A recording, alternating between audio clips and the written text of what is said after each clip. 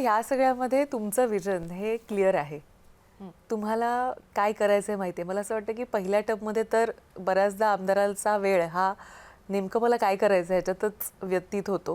पण मला असं वाटतं की तुम्हाला घरातून ज्या पद्धतीनं म्हणजे विवेक पंडित यांच्या चळवळी आम्ही बघितलेल्या आहेत आणि मला असं वाटतं की ते बराच काळ असा असायचा की जेव्हा आम्ही त्यांना पाहिलं की ते सकाळी आंदोलन करायचे आणि मग दुपारी विधानसभेमध्ये तो मुद्दा घेऊन यायचे.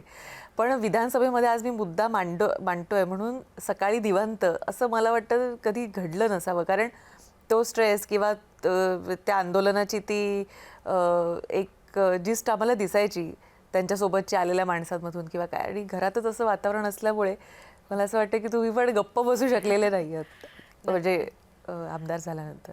नक्कीच. आणि त्यांच्याकडनं शिकली आहे, म्हणजे लहानपणापासूनच त्यांना बघत आली आहे.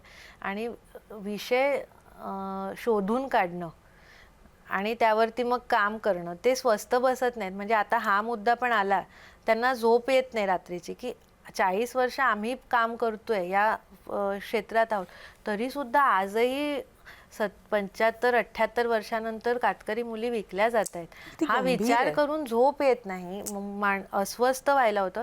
आणि ही अस्वस्थताच जी आहे ना, ती माणसाला सतत काम करण्याला प्रेरणा देत असते. आणि ती अस्वस्थता असावी. जर आपण लोकप्रतिनिधी आहोत, मीही आहे, तर मलाही ती अस्वस्थता असायला पाहिजे, की वसईमध्ये मी काम करते, वसई माझा मतदारसंघ आहे, तर वसईत का गटार नाही आहे, वसईमध्ये का शाळा नाही आहेत, वसईमधली छोटी घरकाम करणाऱ्या बाईची मुलं कुठे जाणार, कुठच्या शाळेत जाणार, ह्या प्रश्नाने जर मी अस्वस्थ झाली नाही तर तो प्रश्न मी कधीच सोडवू शकणार नाही.